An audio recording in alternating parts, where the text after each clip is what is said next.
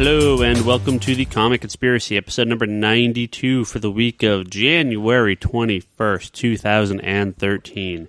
I'm mostly Ryan Higgins. I'm half a cold, but part of me is still human. So who else is with me this week? Brock Sager Holy is here. What? Omar, my ninjas and ninjarettes. Happy MLK Day. And we got two special guests. We got two special guests this week. Back once again to grace us. Faraone, better known as BFU. Yay, yay. There he is. And long-time customer, long-time friend, long-time listener to the podcast, occasional guest in the background here, officially on the podcast for the very first time. Introduce yourself. I'm Scott Shea. Hello, Scott.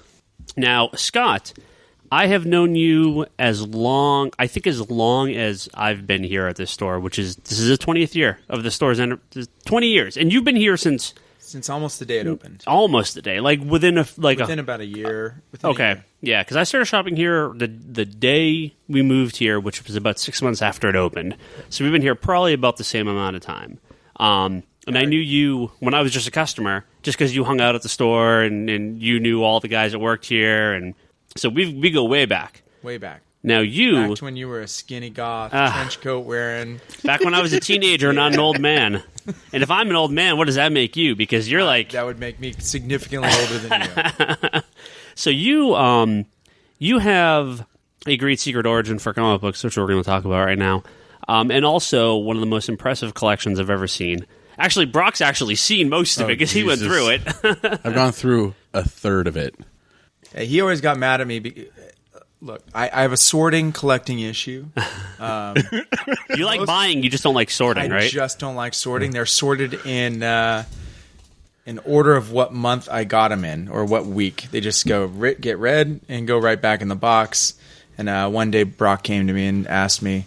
No, you asked me. I asked help. you. I said, "Look, can you sort my comics?" And he said, "Yeah, sure, I'll sort your comics." So you've seen most of my collection at this Famous point. last words. Now you among other things, you're you've calmed down a little bit after you've gotten big on the clicks, and you and Omar here, you guys are pretty hardcore. But for a long time, and you still do, you're pretty hardcore Silver Age collector as well. I do. I would guess my first comic book would have been Amazing Spider-Man. Well, tell us your comic history, and then your introduction to kind of getting Silver Age and the big collection stuff. My first comic book my dad brought back from the airport when I was a young guy. It would have been Amazing Spider-Man. The first one I can remember is Amazing Spider-Man 151. He's in the sewers and the water's come over his shoulders. So at this point, I have about 4 issues or 4 copies of that because every time I see it, I want to buy it. This is another problem of yours is that you just keep buying the same issues over and over. Then you come to me and you're like, Ryan, I bought 6 copies of this book. Do you want them? It works out for you because I buy it from you and then sell it back to you for half of what I bought it for. Just to turn around and sell it to you again 6 months later? Yeah, because, wow, you have another copy of that. That one looks better than the one I have at home. So I collected a lot of Silver Age stuff. I have got a complete run of Amazing Spider-Man up to A Brand New Day, and then I abandoned ship. Smart man. Thank you. And then, I got into a lot of other Silver Age. X-Men, Green Lantern, Flash, Justice League, Daredevil. But you're still buying new stuff, too, so you've gone both directions. Yeah, so, I go both ways. Yeah, nice. Omar appreciates that. So, I mean, the big thing about that is hey, you're popular on both sides of the fence. Good for you. Yeah. And it's a collecting. It's not just that. It's you said I collect HeroClix. I collect a lot of HeroClix. I was been getting sets from the first set that came out. I've been getting dice in the last month, and I have a dice problem now. It's bad. It's really bad. For those of you not in the know, these are dice that have been custom made, but they're kind of like hot dice because they're not really licensed by any specific company. So there's people that... Whoa, let's not share that. I mean, I don't want the Dice Patrol after me. Way to go, Billy the Snitch. Oh, whoops. Uh-oh. Whoopsies. Don't be using those in any tournaments. Yeah, but they're awesome. They're actually not really allowed at tournaments. You're supposed to use the Whiz Kids or basic dice, I think. Now, Scott, I have a great story not about you specifically, but about some of your comic books that I don't know if I've ever shared on this podcast, but I'd like to share. A couple of years ago, a guy by the name of Stan Lee, some of you may have heard of him, I did a signing at a local shop, which is a pretty good get. They were doing, you could bring your books down to get them CGC graded, signed, autographed, and then graded on the spot. Well, not graded on the spot, but they take them in on the spot verification purposes for grading and everything. And Scott, you had bought 2 tickets to get 2 autographs, right? Because they were like $50 a piece or something, right? It's expensive. So excited to get to meet Stan Lee. You get called out of town at work, like last minute, and you turn to me and you're like, hey, I got these 2 tickets. Can you take some books down there and get them signed for me? And I'm like, well, sure. I mean, that's cool if you trust me. I mean, that's cool. You're like, yeah, I trust you. I'm like, what do you want me to get signed? Amazing Fantasy 15 and Amazing Spider-Man #1. And I'm like, fuck. Dude, that's like $20,000 worth of comic books that you're putting in my hands. And there's tape on the plastic. That's taped on the plastic. To go get signed by Stan Lee, and I'm sitting here like he was freaking out. I'm freaking out. I'm like sweating bullets. I'm like, I'm expecting to drop these books, and you don't even know. So you don't even know how this went down. So we're there, and I'm not going to say it was poorly planned out, but it was definitely there was way more people there than the store could handle. It was not implemented properly. Let me put it that way. And so I know the owners and I know all the employees. So I was actually hanging out in the store during Stan's breaks and doing all this stuff because they needed some extra help. And me and my friend, we were just kind of guarding the back door. Just, you don't know. Stan's a big name. And, there was a lot of people. And around celebrities, people there could be some really shady people. So, I'm sure you guys know a few of the people that were there. They were a little on the shady side. Gloss me back. I don't doubt it. So we're there, and the owner's like, "Yeah, we'll get you during one of the signings or during one of the breaks. We'll get you to sign him to sign some of your stuff." And I was going to get your book signed at the same time. So all of a sudden, it's like, okay, Stan's going to go. He's going to leave, and I'm still sitting there, and we hadn't got our stuff done yet. And I'm like, oh no. So I'm sitting here and I'm like, hey, we didn't get our stuff. And they're like, okay, well, you 2 go last. So it was me and my buddy that came down with me. We were the last. Oh, it was Seth, who was on Seth. A few episodes ago. I could see why you brought him too. You needed a handler. You needed someone that can actually handle something. If someone went to you, you'd be like, okay, here's your books. And then like Seth would actually be ready to brawl. He'd take a shot for you.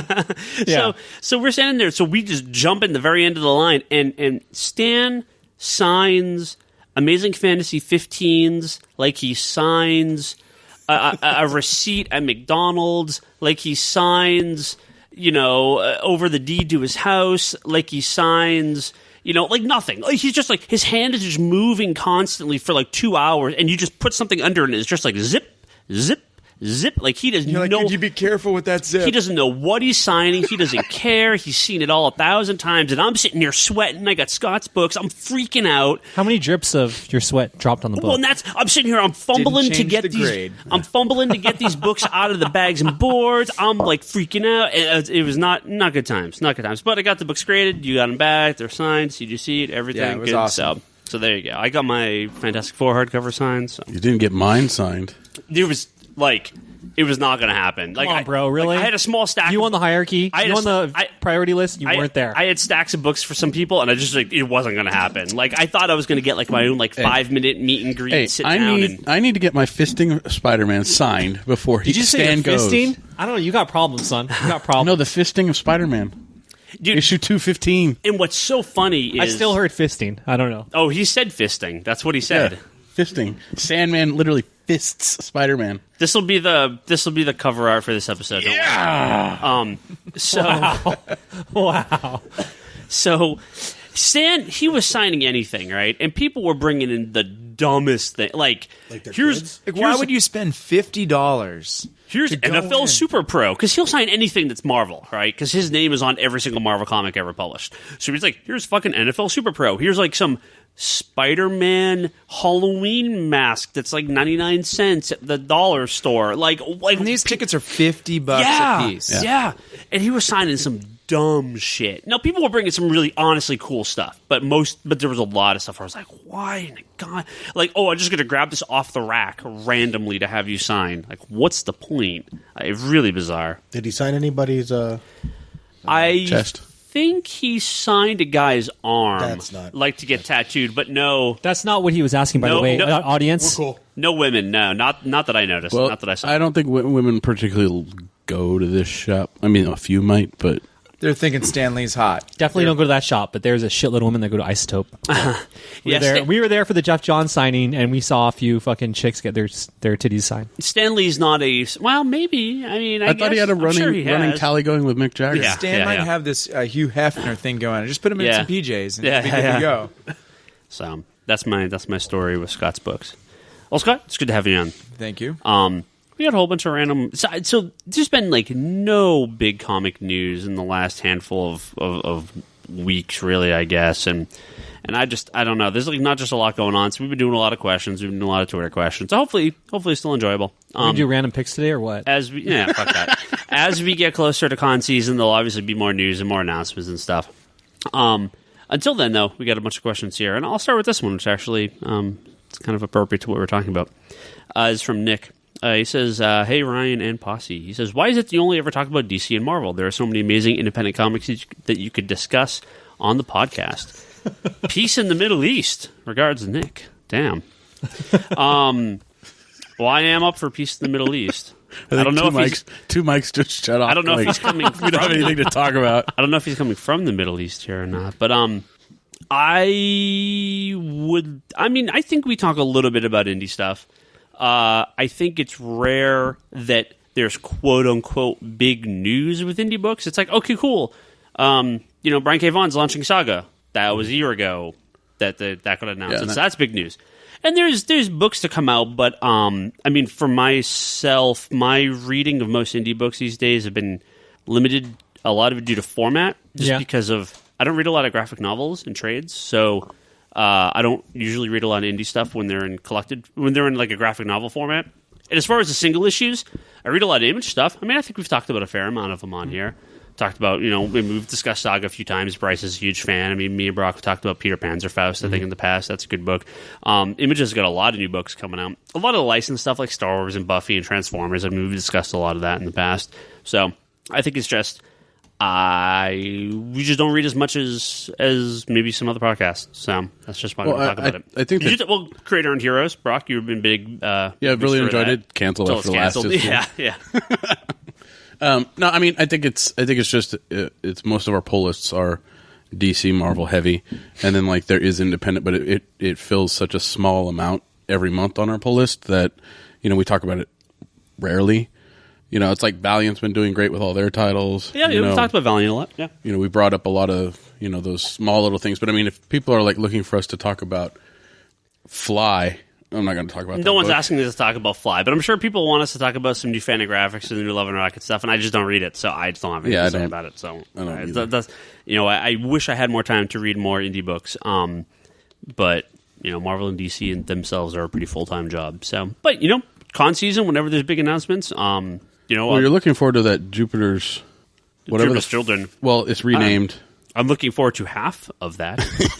Did either of you guys read the Brian Wood Star Wars book? No, I read it. Was it good? We sold out. We sold out before it became a $40 A lot of comic. people sold out of it. $40. Yeah. Just wasn't you. Don't worry. No, yeah, I know. A lot of stores sold out of that. No, it was good. It's basically based in between films. The first 3 films. So yeah, it's good. What was good about it? It was fun. Okay, there you go, Nick. We talked indie books. It's just let's move on to DC and Marvel now. Let's move on to DC and Marvel. Star Wars by Brian Wood is the least indie book of all time. You're talking to the wrong guy. I'm a Invincible Walking Dead guy. Well, yeah, I mean, we've talked Walking Dead. Invincible 100's coming up, so I'm sure we'll just. Hey, Omar, your jacket's brushing all up on the. I think, but we're a bunch of Marvel and DC heads here. I mean, there's a lot of good indie stuff. Maybe we'll do another manga episode. Brock can check out on that one.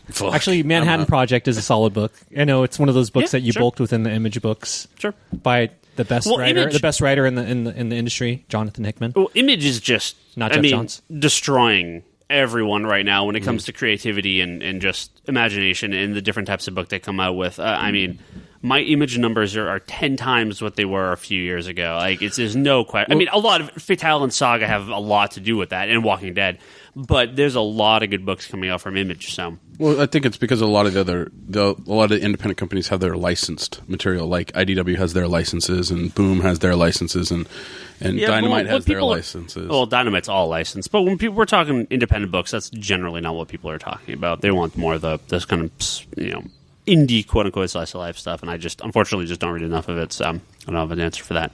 But what I can talk about is motherfucking Darkhawk. Oh god. Okay?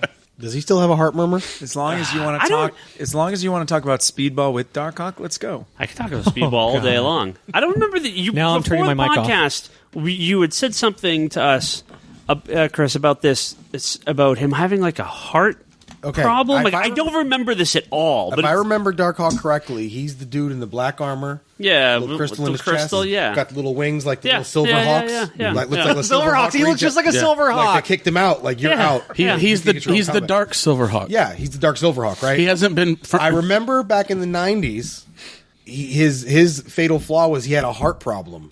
Man, that's possible, but I'm just drawing such a blank on that. That's what I remember of Darkhawk, is he had a heart problem. Okay. And he used to roll with Spider-Man a little bit. And so he used to roll with Spider-Man a little bit. That's just racist.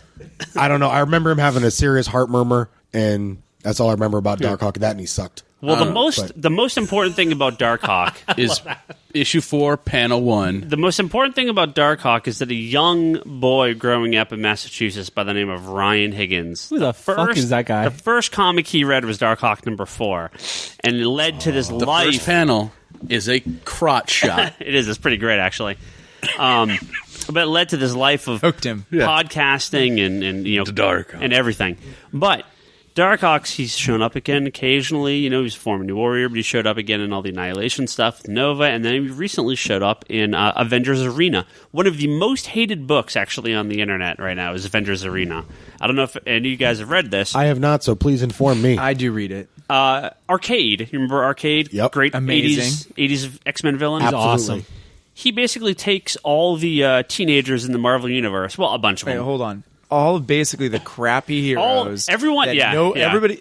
Ryan and I have talked about this numerous times, so I always feel like they need to kill off about half the people in the Marvel Universe, and they're trying to do this now. Yeah. Of course, They did already, Darkhawk right? made the island, which would mean that he's on the. Well, he even says, I'm not a teenager anymore, but, once you're branded a teen hero, you're kind of always seen that way, so I guess that's why I'm here. I mean, he just straight up says that in this most recent issue. Macaulay Culkin can play him in the movie. So Arcade snatches up all the kids Yeah, so in a blue van? No blue van? They just, all of a sudden, all these kids wake up on an Ready? island. It's Hunger Games Battle Royale, but Right. with C, D, E, E, A, E, what Z-list characters. Right. from Why is this a bad comic?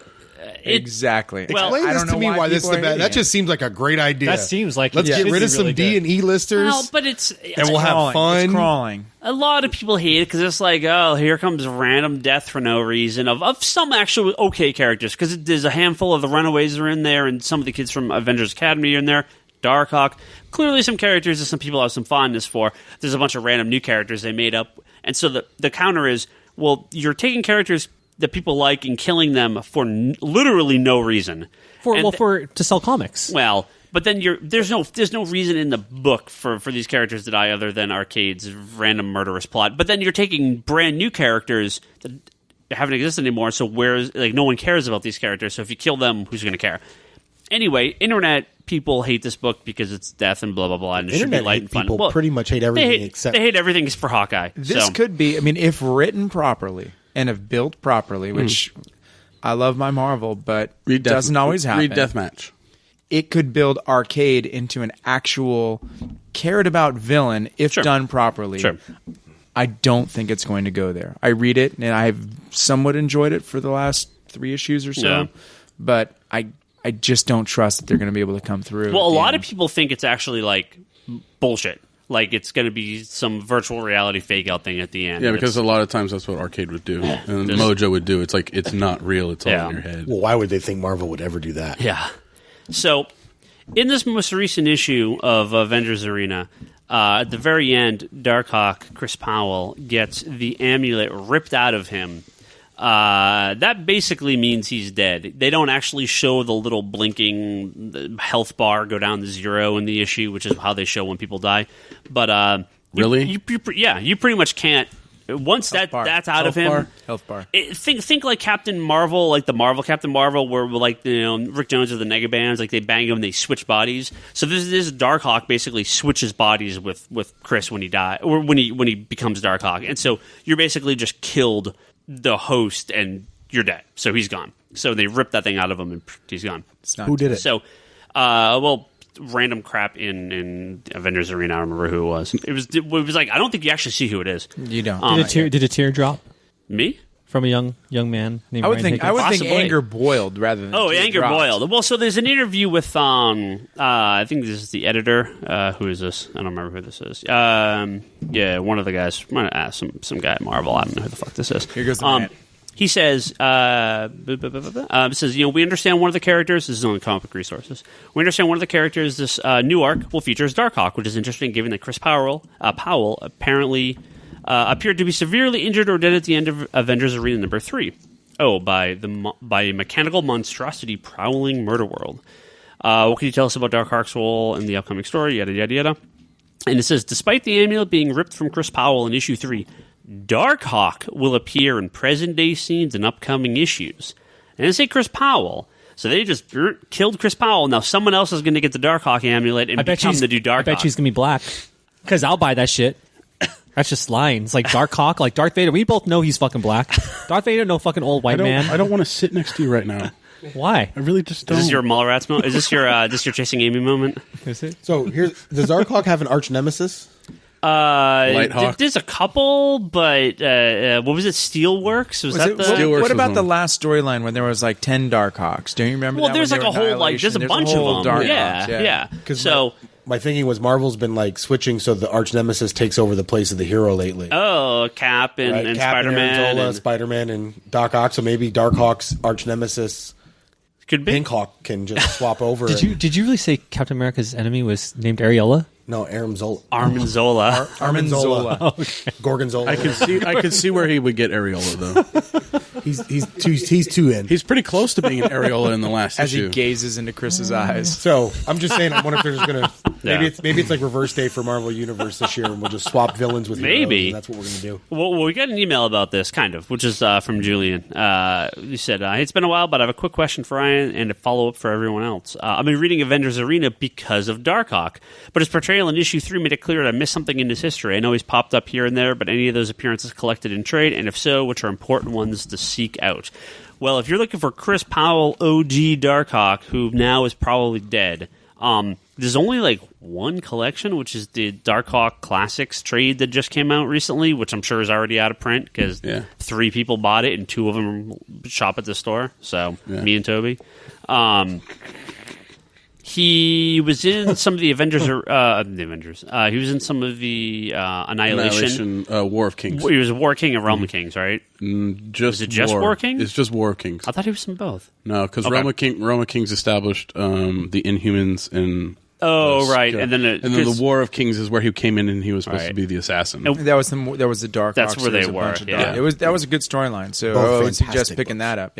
Yeah. So, I mean, we've talked about these books a number of times. The problem is half of them are out of print right now. So, Annihilation, Conquest, War of King, Realm of King, and Thanos Imperative. Buy all 5 of those if you can find them. But yes, Darkhawk's in a lot of those. Go to your local comic shop and get the singles. It's fun that Hard way. to find, too. I love that. Hard to find, too. Go for a hunt. Ryan just bought a collection today that had an almost full run of Darkhawk that's- in it.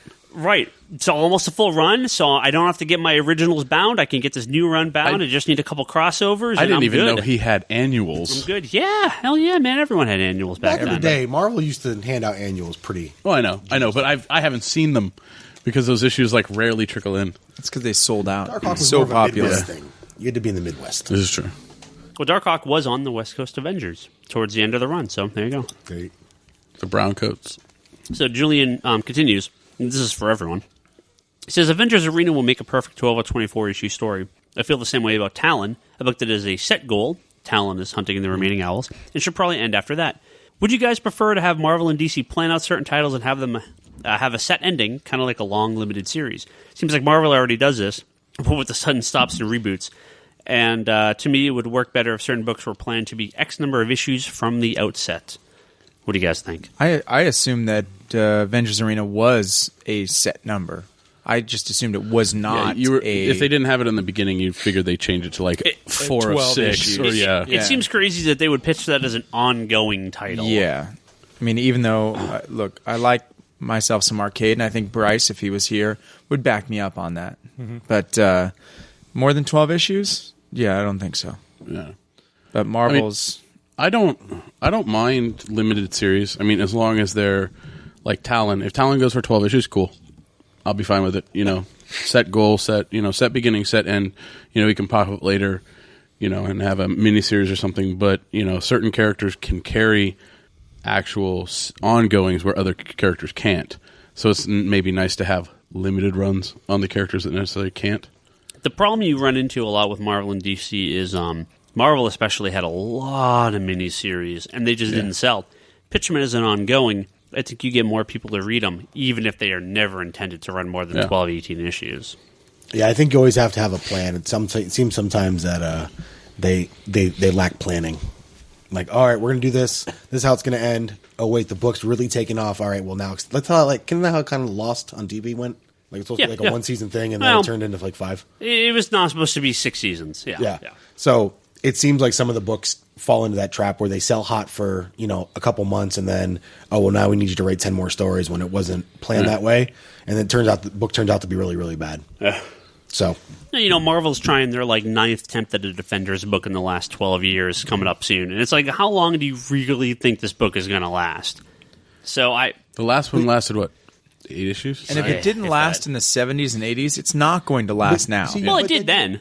It lasted a long time. Dude, in the 70s and 80s, that shit was the bomb. Dude, fucking Moonstar, Beast was hitting it with Moonstar, Valkyrie, both at the fucking same time, just slanging his fucking blue little thing all over the place, just doing shit. Pow, like that. It was powder in incredible. my face. But in my face. I mean, honestly, if you went on the internet, you would hear people flipping out, especially old school comic fans. Oh, the Defenders are amazing. I would buy every book. And then they don't sell. Yeah. You put all the Womanizer guys, Angel, at the time Beast was the man, and Doctor Strange with his night nurse. I mean, that was the shit for me back in those days. I was reading that shit. I was learning how to talk to women through those 3 men. Well, I think when you have one Defender series runs 125 issues or 150 issues or whatever, and then you've had 20 series that run less, all the rest of the series run less than the original run. You just need to... People just aren't into it. It needs to be. It needs to be a miniseries at that point. It needs to be something that's limited. That's kind of.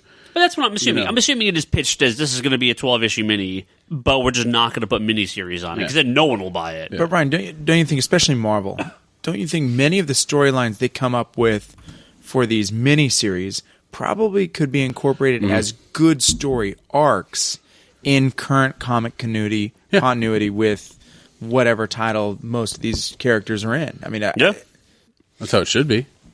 I can really care less about the limited and the ongoing and all that bullshit because I'm not as vested. But people I'm not do. a retailer. No, I agree. Yeah. However, what I do like is that I was reading Birds of Prey, and now that there's gonna be some Talon bitch that's replacing Katana. I think that's fucking awesome. So if an idea can be done right, and what you don't like that? Just Talon bitch. Talon bitch. Made me laugh 30 seconds after you said it. Oh, okay, cool.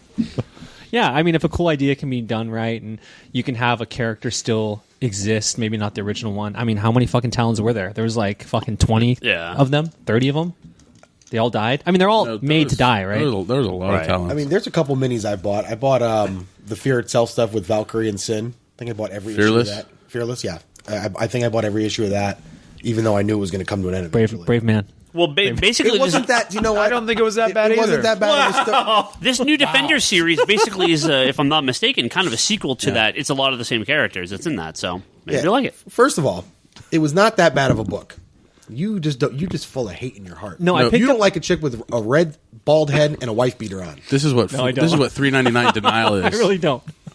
This is what $3.99 denial is. It wasn't that bad of a book. It really wasn't that bad of a book. I don't even think I got halfway through the first. I just burned out on Fear Itself after that. So Fear Itself is I like Valkyrie. I thought this was what Fear Itself should have been. They should have made it a little more not all encompassing, and then put it all into what this little storyline was. And that was better. Let me just pick up there because I know you're going to say a lot more about this because you're very passionate about Fear Itself, Chris. So for me, Thor was the fear itself. It kind of took everything that I needed to see, and it picked up on a lot of story threads that were lacking in the mini that I actually did read.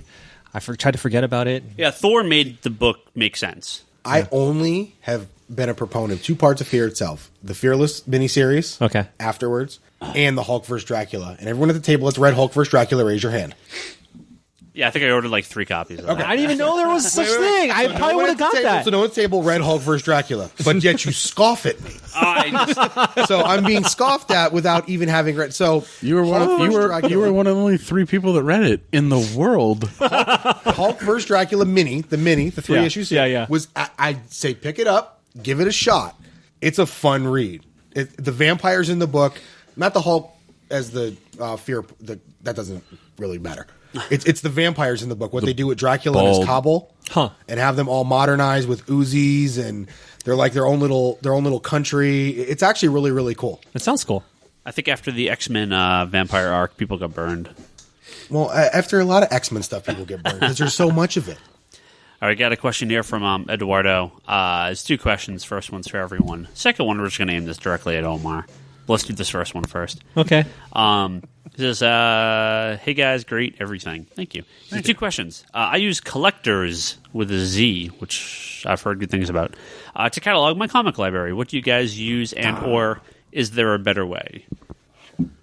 Anyone? You use Brock, so Scott uses nothing. Scott uses Notepad, literal Notepad and pencil, not even Notepad.exe, just straight up Notepad. I love having a diary. It's like a little diary, you got a little notebook, you open it up, what do you need, what do you got? It's just old school. I like old school. I tried one of the online cataloging ones, and I tried it too. I don't want my collection out there. Do I really want somebody knowing exactly what I have besides me? Probably not. Probably not. Well, I know what you have. Well, I somewhat trust you. Yeah, I don't know. Your cat's like me. Emphasis on somewhat. Ayo. Yeah. See, my problem is I don't collect what I have. I just have a list of what I want and what I'm missing, the issues I'm missing to fill in current gaps or whatever. Correct. Because I just don't bother collecting. I don't want to know how much I have. I know how much I have. It's a whole lot of boxes. Yeah, I don't need to know what I have. I need to know what I need. I tried doing like just an Excel spreadsheet. I gave up at one after Amazing Spider-Man. I don't even think I got through. I was like, nope, done. Can't do this. Yeah, my girlfriend asked me where all my money goes. Because, she has an idea of what I do. I don't drink as much as I used to. I used to party every fucking night. You really? That's what you used to. No, this is nothing. I have 2 or 3 beers. This is nothing. I used to party every night and be soused, fucking go to work and show up on time and be there and just be there. And I can do my shit, because that's just how Asians roll. You know what I'm saying? You're Asian? Yellow people out there of the world. I'm confused half the time at what he is. Okay.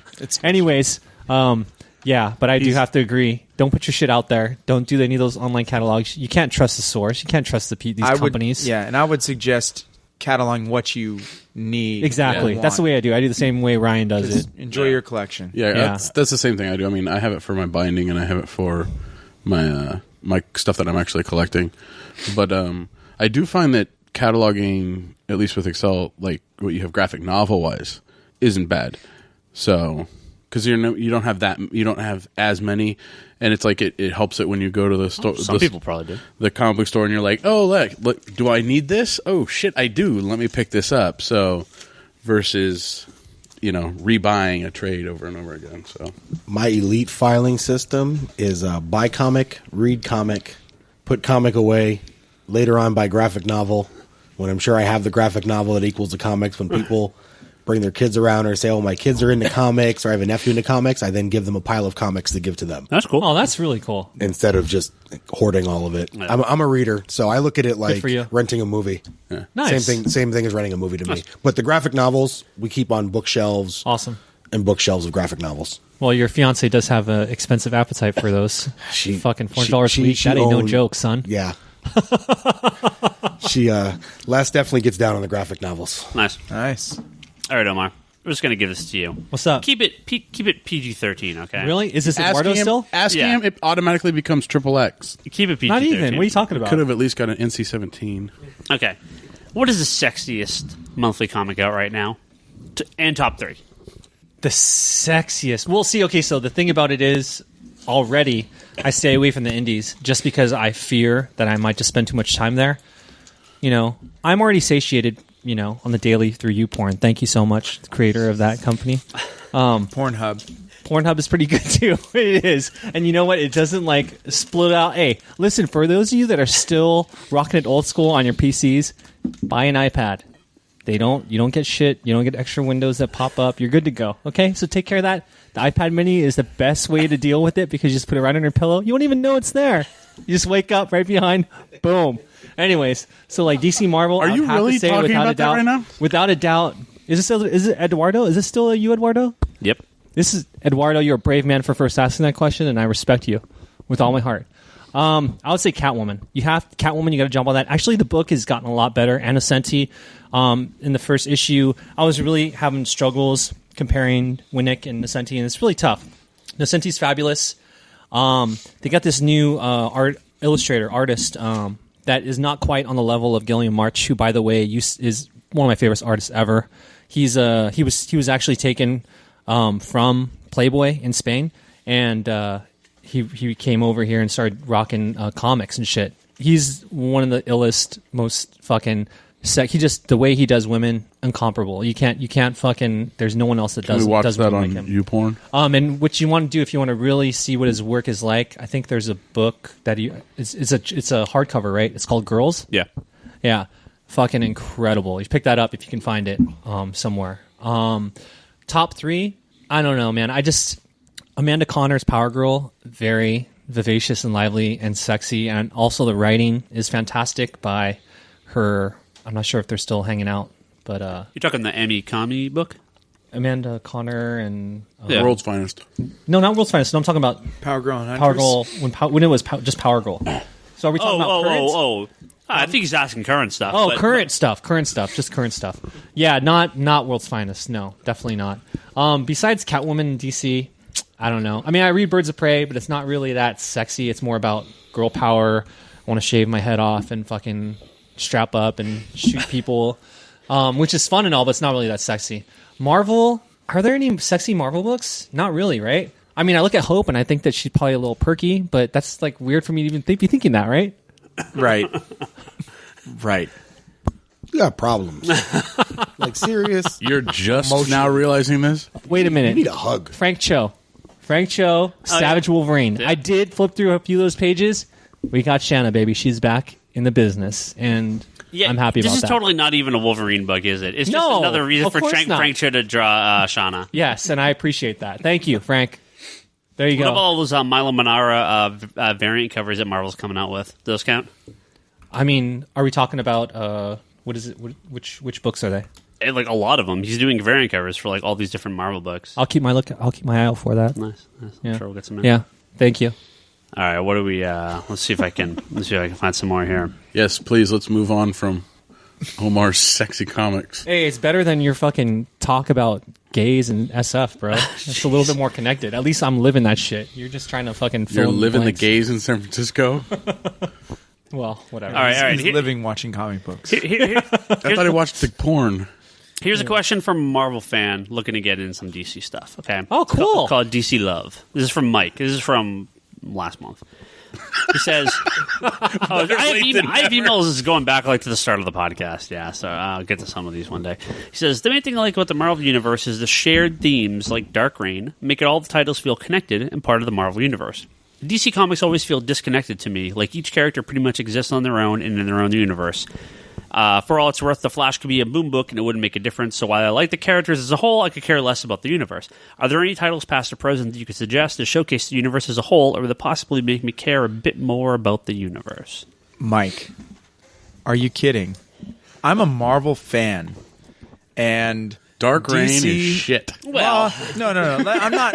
Dark Reign wasn't shit. We're not here to disrespect his choices of comics. I'm a Marvel fan, but DC does a much, much better job of encompassing their entire universe in one. Pre-New 52. I will agree that the New 52, the books have felt very disconnected from each other. Not necessarily in a bad way, but the books are almost entirely going off sort of in their own little directions. I think that was the intent. Yeah. Well, the family books stick. Like the Batman and the Green Lantern, those books stick. Exactly. Superman book, the Super Family can't stick to save its life.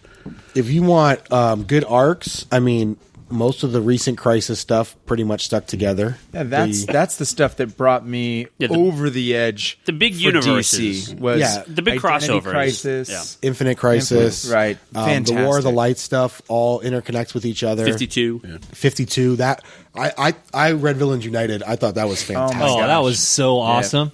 I was so over the top on Villains United. It was fantastic. Marvel going all the way back to Amazing Spider-Man #1 has had a history of other characters appearing in the books. You do get occasional books like the current Hawkeye series that feels very self-contained, like this is completely done, or Daredevil for that matter, where they feel very self-contained and in their own sort of universe. But Marvel has always had more kind of crossovers than DC. DC, not the big crossovers, but I'm talking like from book to book, month to month. That's because Marvel makes them all hang out in the same city, and DC gives everybody their own city. Exactly. I mean, that's just. I think he's right. It's just how it works. Sure. DC, everyone gets their own city. Marvel, everyone hangs out in Manhattan. Yeah, it's a big place. It used to be like the cover of the titles would say like, and look for the one panel, appearance of Spider-Man as he swings past the character, right? I mean, this is Marvel's always kind of done this. Marvel DC. now, I mean, Wolverine is on every team. Spider-Man is on every team. Yeah, so that's more of a marketing thing, though. But you're going to get some continuity, like Spider-Man or Superior. Well, look, because if he hasn't changed, I don't to understand the claw toe. Then it's regular Spider-Man. I don't recognize new Spider-Man. But I mean, the pre-New 52 stuff. If you pick up any of the Crisis stuff, if you pick up the War of the Light stuff, which I highly, if you're getting into DC, jump right into that. That's the best stuff. That was the best stuff they had for almost a decade. So just jump right in that. You'll be happy as a clam. Yeah, but I will trade paperback of Identity Crisis. Mm-hmm. Can't disagree with that either. I will agree that DC a lot of times it kind of stays. Well, and with DC stuff, it opens your eyes up to different characters. Like I know reading 52, at least for me, like I got into like reading about the Question and Black Adam, Black Adam and Booster Gold and like all of these characters that I necessarily wouldn't have been exposed to. Yeah. Identity Crisis and Infinite Crisis. I mean, great titles that just encompass everything that goes on. Yeah. So, and they don't. Some of them linger, some of them don't. But overall, I like DC does a better job at least on that end. Because Marvel seems to have their waves when you talk like Dark Reign and Secret Invasion and all that stuff. It's like it's a wave. Oh, this is what's going on in the book now. This is what's going on in the book now. And so it's like a banner for every book to kind of say, hey, this is what's going on in the universe right now. So yeah, I think with the upcoming arc, the Trinity War, that will be DC New 52's first big crossover, and I think that will be the time we kind of really see a lot of these characters interact outside of Justice League Dark or Justice League, and really in the small crossovers. This is where all the families or all the different sections will kind of come together and merge. And the end begins. That's how it starts. This is how continuity starts, folks. Yep. When DC relaunched after Crisis on Infinite Earths, I mean, they were right into all these crossovers within the first year or two. So we're kind of in that part now where it's getting close. It's getting time for DC to have their War of the Gods or Millennium. All those crossovers happen shortly thereafter. They were about once a year, so I'd be surprised if DC didn't do something similar. We got in here from Jay. Jay from, I'm assuming this is New Zealand. He says, hey guys, I'm somewhat new to comics. I only just bought my very first trade, Batman Hush. It's a good choice. Good choice. Let's say thanks, because although comics have never been a huge part of my life, the actual superhero characters have been, and listening to you guys talk about all the comics so enthusiastically reminded me of why I enjoy the stories so much. Only other comics I've ever had was the first appearance of Onslaught in X-Men. It's solid. Where's Bryce? Where's Bryce when you need him? Love. Also, I don't know if you answered the question similar to this, but which superhero is your favorite? And which do you believe you would want to live a day in the life of? And if they're different characters, why? My favorite tends to fall to Batman 99.8% of the time. However, I'd most like to try a day as Nightwing, simply because being Batman would be the hardest shit. Also, Nightwing is similar, yet so very different to Batman. I put as Nightwing is cool, while Batman is just pure badass. Also, Nightwing's track record of girlfriends isn't too bad. So what's this guy's name again? It's Jay. Just Jay. Jay, I like you, buddy. Fucking incredibly creative and sexually charged question. Mine isn't quite on that level, but I would have to say Doctor Doom because he's like the greatest superhero ever. And I would just be chilling in Latveria, fucking drinking my good wines, looking around, sending my Doombots everywhere, saying "fucking A, I rule you. I'm smarter than you. No, it's not Fuck a you, hero, Reed. I'll take you." right? That's a superhero. Villain. He's just You say he's a superhero. He's a hero in my eyes. Hey, it's all about perception, right? Curse you, Omar. Right? Did I take your answer? Oh, see? That's what I say. We're on the same level. See, based on what he was saying, my answer would be Johnny Storm. Celebrity. Yeah. Model girlfriend. Yeah. Not Turns bad at into the all. Human Torch. He can fly around whenever he wants. Flame on, though? That's a little questionable. Look. Look, don't judge. Don't judge Johnny. Flame on! I mean, who says that unless you're in the Castro? I mean, since Omar took my Doctor Doom, my favorite superhero is Captain America. That was the first part of the question, right? Yeah. And if I could live the day in the life of anybody, it's Lex Luthor. Yeah. Yeah, but you're a bad guy, though, It's man. just one day, buddy. Wait. He's a bad guy through your glasses. Yeah, Exactly. It's all being bad's all perspective, my friend.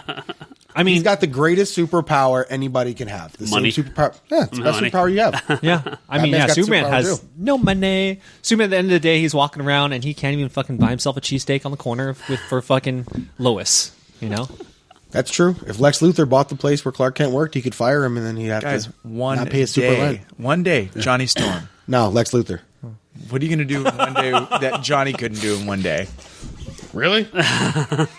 Really? Yeah, he does have the Really? sex spots. The way Paul Cornell wrote Lex Luthor is my favorite. That He was fucking had Lois. Wasn't that the best that ever? really was amazing. The Lois bots? Yeah. Oh, That's God. pretty good. The lowest bot was Paul Cornell is so You good. know who? freaking incredible. You know who I'd want to be? Who? Jonah Hex. Dang. You Yeah. get all shut up. I'll shut up, drink the shit, and just bang some chicks. Dang. And your face is all fucking melting on the side Fuck of like if I grilled give cheese a sandwich. shit. Omar, Alex, who's your that's favorite just hero, stupid. though? Huh? Who's your favorite hero, though? I mean, it's so passe. Batman, of course, but I mean, I thought it was Sunfire. Sunfire is pretty incredible. But again, we're oppressed. If I really want to read about Sunfire, I'll read some anime because, You'll read some anime. yeah, or watch some. Favorite hero, though, for me, it almost depends on who writes it. There's about 5 that I really love.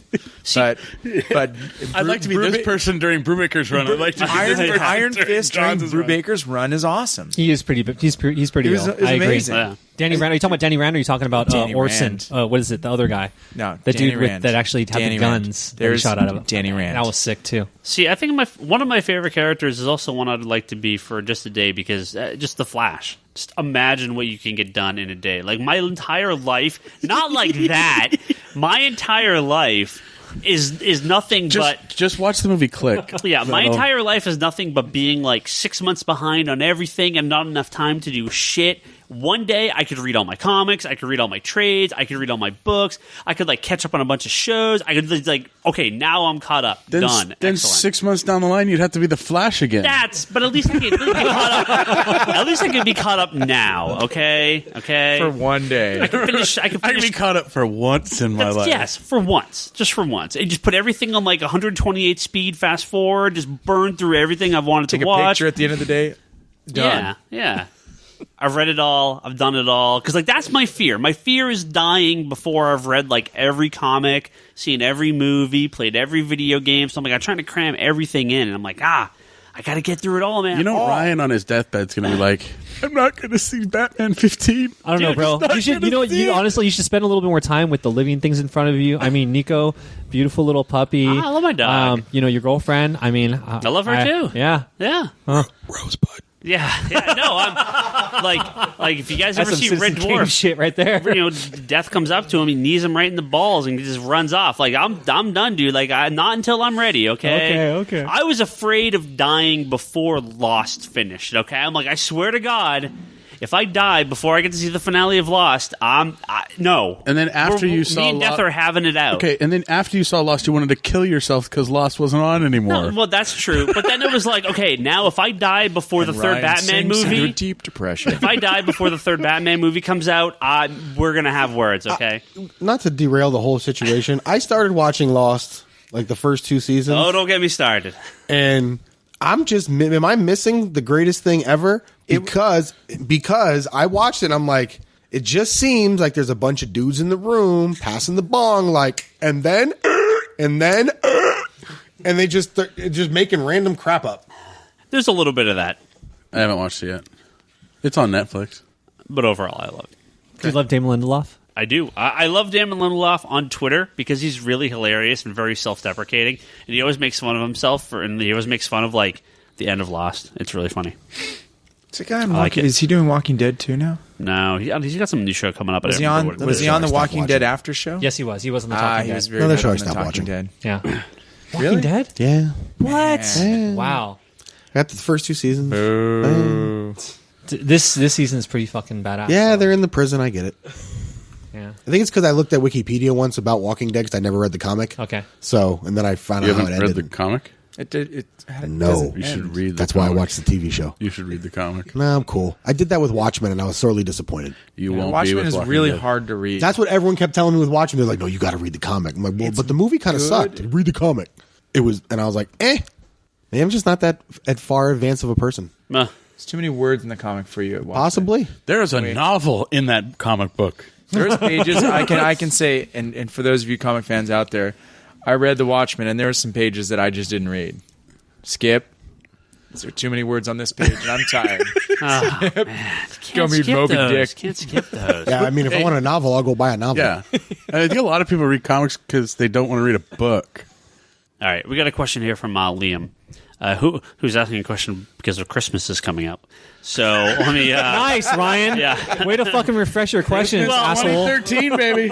Well, yeah, Christmas 2011. Christmas Okay. presents. Christmas 2011? No, I'm joking. But he was asking, he's still a comics newbie and wanted if we could all agree on one comic that he should get. And that's not going to happen because we're never going to agree. However, he has another question here, which we can all agree on. I think we can all agree on. He says, also, I hear you guys talking a lot about Green Arrow, and it got me interested. Is there any good story arcs for Green Arrow? Not only is there some really good story arcs for Green Arrow, you must read Green Arrow coming up soon, issue 17, if I believe. thought that was issue number 1. Yeah. Oh, it's 17. The new creative team is taking over Jeff Lemire, who's been doing some amazing work with DC. And Adriana Sornito, I'm going to totally butcher the name. I don't have it in front of me here. Vampire bitch, right? Artist on iVampire. Looks friggin' fantastic. And I cannot recommend this book high enough. I am so excited for the upcoming arc in Green Arrow. As we speak, one of our mutual friends, Chris Rowe, who, hey man, get better soon, buddy. He's jacking off in his bed as you listen to this podcast like 2 hours from now. Once you put it up, he's going to be listening to this and hearing his name and hearing that it's, dude, you'll be here soon with us one day, buddy. Get better. The first, what, 16 episodes? And what does that have to do with? Okay. He's a big Green Arrow fan. I don't know. Okay, Huge Green Arrow The fan. biggest. And I don't know if did he even like the first? It's awful. The first 12, 15 issues. He liked it because it's Green Arrow still. It's good. It's garbage. Rough. It's rough. I mean, if he's looking for any arc to But there are some great. I mean, the long- Green Arrow literally has, I think, some of the best comic books continuously from the time they first started publishing, which was 1988, his own ongoing book, till this most recent series. Almost every arc has been great. The original Mike Grell stuff, when they took over with Connor Hawk, his kid, when they moved over and brought him back after all the stuff before what is that, or after, what the hell was the name of that? Final Night, I think is when they bring him back after all he dies, and then they come back with the Kevin Smith arc, and then all the stuff around Brightest Day. Like it just, I mean, there was some crappy arcs here and there, but I think almost anything that's collected that has a Green Arrow in it, Green Arrow Year One, which is a huge influence on the Arrow show that just started. Any of those arcs are fantastic. I would even go back. I'm an old school guy, so I would go back. They just don't collect a lot of that stuff. Green Lantern, Green Arrow. Oh, well, okay. That's just fun. Neil Adams. Neil Adams. That is a fantastic. Highly agree. Fantastic trade. I would suggest if you're going to buy a trade, we get the Longbow Hunters. Yeah. It was fantastic. I can't Yeah. believe I'm saying this. Rome's So- going to be so happy. So right now, they're the Green Arrow, Green Lantern, Hard Traveling Heroes. The entire run is collected. They just reprinted it recently. Longbow Hunters. They just reprinted recently. That's sort of when he becomes the goateed kind of hard ass Green Arrow that we kind of more know now. Green Arrow Year One, I would highly recommend that. That's what a large majority of the Arrow show is based on. Quiver, which is the arc by Kevin Smith. Quiver was fantastic. Which is really good, really good. Kevin Smith, some of his comic books are a little shitty, especially the Batman stuff he's done recently. Quiver is really good. And then Brad Meltzer, who took over shortly after that. So you're about your first three arcs. Arrow's Quest. Thank you. It's called. Thank you for bringing up Brad Meltzer, because like what he did in Identity Crisis and what he did during Green Arrow run. I think Heinberg took on Justice League during that time, but he picked up where Meltzer. I mean, his Green Arrow. It's like you can tell he read up about his character and all of his characterization and where he was in the team, how he kind of worked off of Flash with Black Canary, Zatanna, and especially Batman. Like that type of relationship. Yeah, there's the Identity Crisis, which is by Brad Meltzer, and then there's the Jeff Johns and Heinberg. Alan Heinberg arc of Justice League. Is it like, what the heck was that arc called? Crisis of Conscience. Crisis of Conscience. Yeah. Yes. And then, incredible. Yeah. So both good. of those. A lot of Green Arrow in there. Really good. So you can get a lot of really good Green Arrow stuff. Yeah. Again, his ongoing series has been almost flawless for like going on like 30 years until this. I mean, there were, like I said, there was one or two kind of crappy arcs, but all the stuff when he married Black Canary, that stuff was all pretty cool. Like I said, occasionally you got a crappy arc, but he's one of those characters that I've never seen someone have such a long run of really, really solid books just continuously. So yeah, very much, very, very highly recommended. A lot of Green Arrow love here. Yeah, he's almost as good as Hawkeye. Except Hawkeye's had a lot of really shitty books. All right. We're going to wrap this episode up here with a question from Jarek here. This is a long one, and it's about HeroClix. Nice. So you guys... Oh, by the way, can I just make an announcement here? We got one of our homies and fucking local fucking champs that dominates the fucking whole scene in the South Bay, Javier. What's up, buddy? Say what's up. What's going on? What's happening? He just turned 21, so he's like my Padawan. We always be drinking some IPAs in this mother. He's in the live audience this week. So this is from Jarek. He writes, Ryan and crew. Love the podcast. Started listening a few months ago after running out of podcast on a long drive to work. After hearing Ryan and Ryan pimp it on the Geek Box, I figured I'd give it a listen to, and now I won't miss an episode. Thank you. Thanks for listening. I've not been up to date on comics for quite some time, but I enjoy hearing about their current state of affairs. What has piqued my interest most, however, is the HeroClix discussion. A new tabletop gaming store has opened up in my town, and I think they are currently hosting games. I don't know how often, but they are at least running No Man's Land tournament once a month, according to WizKids Event Locator. I'm tempted to stop by and see what the scene is like and if they are looking for new players, and I'm not yet sure if I'm ready to invest the money or time into a new hobby. That brings me to my question. What is your opinion of HeroClix online? Do you play it? Is it an accurate representation of the physical product, and would you recommend it as a starting off point? That's from Jarek. So, HeroClix Online's terrible. That's what I've heard. If you really want to start somewhere and you don't really want to play with anybody, the easiest way to do it, if you have an iPad, go out and buy some tab apps. They're just... No. You don't think so? I didn't mind that. I thought that was all right. It has nothing to do with HeroClix, though. That's similar. The app is horrible. It's better than online HeroClix Online. HeroClix Online is terrible. It's just terrible. That's what I've heard.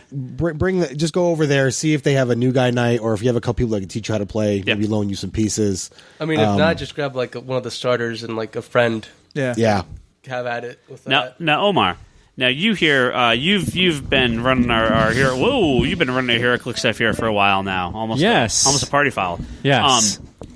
If this guy goes to his local shop and they're like, new player, what do you tell this guy? What does this guy do? Most shops aren't like that. But if it is kind of cutthroat, you need to walk in there and understand your experience. You're coming in to somebody else's territory and like their little world. You pee on them, establish dominance. Well, not necessarily. That's not the way it works. But what I would suggest is coming in first a few nights. This is what I did, actually, because I was a newbie. We were all newbies once, right? And when I started, I've only been playing for maybe like a year and a half. I went in and I just like did some scouting. I looked in, I checked out the culture. I've been a nerd all my life, whatever, but I just never been a tabletop guy. And I fucking went in and just checked it out. There's a few times I saw Javi and his brother and Kimball and all these guys, and I kind of like felt it out and saw what they were doing and just like watched, you know? And then also you go YouTube and you can check out a bunch of tutorials, and you can actually see strategies and you can see how people play, and so you can get a little bit of ideas, so you can understand what these people are like and what the whole vibe is. And then from there, to the point that Javi made, I think jumping on Fast Forces, that's the best way to start, because you get your dice for the most part. You get some teams. They give you like little teams to start up with, potential points like 300 points, 400 points, 500 points, and it's just I think the easiest way to do it. Once you connect to the culture and the community, then you're going to be set, because you're going to get a lot of pieces for free. People are going to hook you up, because for the most part, we all have way too much shit that we don't have space for, and we just give you shit. That's true. If you want to jump on the more, the more competitive. What am I talking for? You guys jump on that shit. Just the community in general is usually pretty good. I mean, the venues that are around where we are in the Bay Area, every venue that I've been to, if you've got guys out there, almost everybody will help you. Yeah. Almost everybody will help you learn how to play, go, that might not be the best move. Maybe not at the No Man's Land tournament when you're going for a prize that hasn't been available yet, but I would say on a normal tournament night or a fun tournament night. Yeah, we're pretty gentle with the new players for the most part. Yeah. No hazing? No, not really. Well, not us. You don't make him take a HeroClix up However tempting it may be, no. or go HeroClix hunting, hiding this shit around the store. Hey, that's Scott's bag. We found them all, I think, too. So, well, Jarek, if you end up playing, shoot us back in a message, or if you got any questions, I'll forward them off to Omar or something. I'm sure he can help you there. Yeah, okay. I think we're gonna call that an episode. Thank you, everyone, for coming by. Scott, thank you for officially did you call it an episode? Being on. Called it an episode. Did you call? No. Is it that time already? God damn, it feels like we just started talking. We just started talking. That just happened. Next Monday, we'll be back. We'll do it again. Oh. We'll do it again.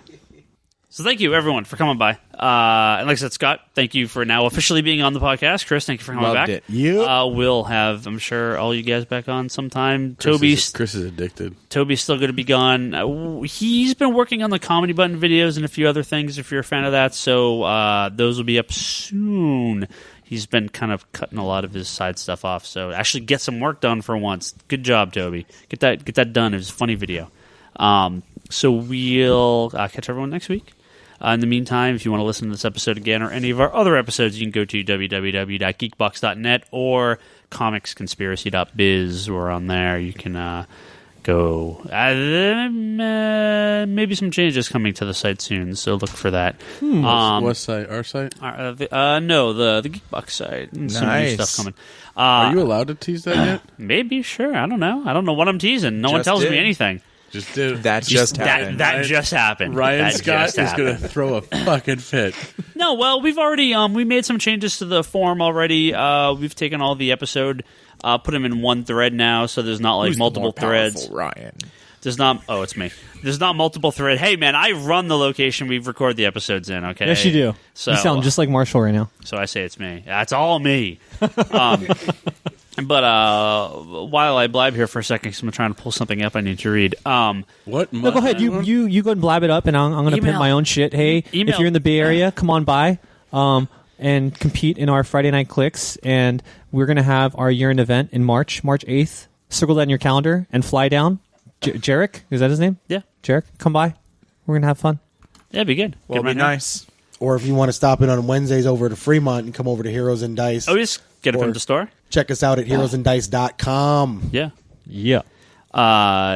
Forums at geekbox.net is where you can go and talk to us. We've changed it up recently, so there's only one thread per podcast, and we just add the new episodes at the end, so big, giant discussion thread makes it a little easier.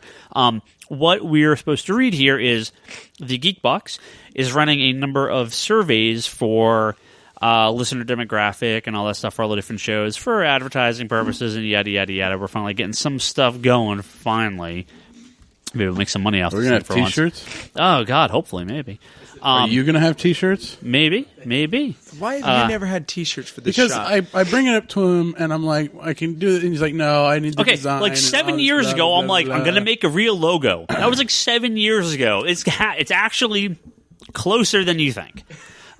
Okay, I've been around shopping at the store for 20 years. We had shirts before. They were just tie-dye and horrible.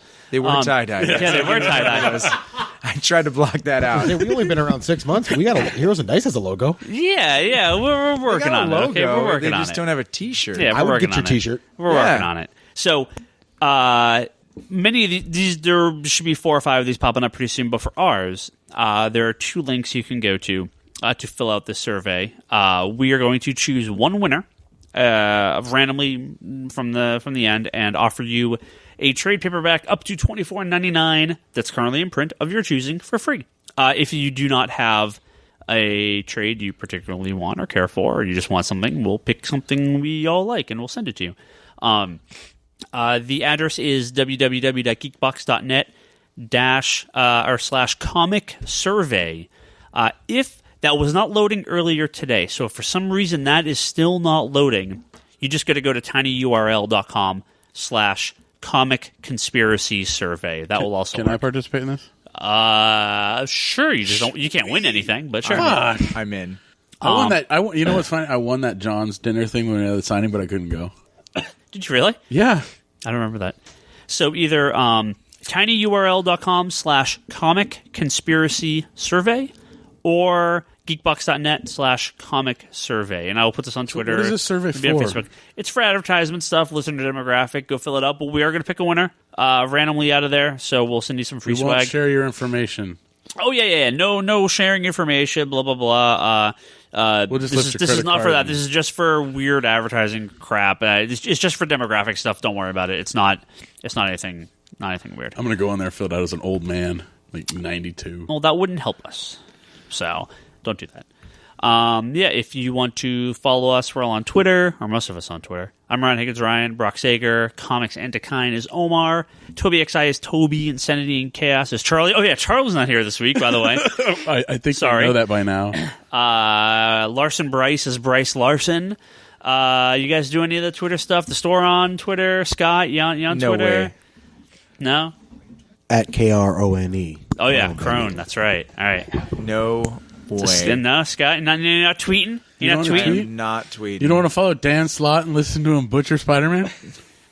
I would do that. I'm not real happy about Spider-Man right now, but that's on another podcast. Scott is on OkCupid at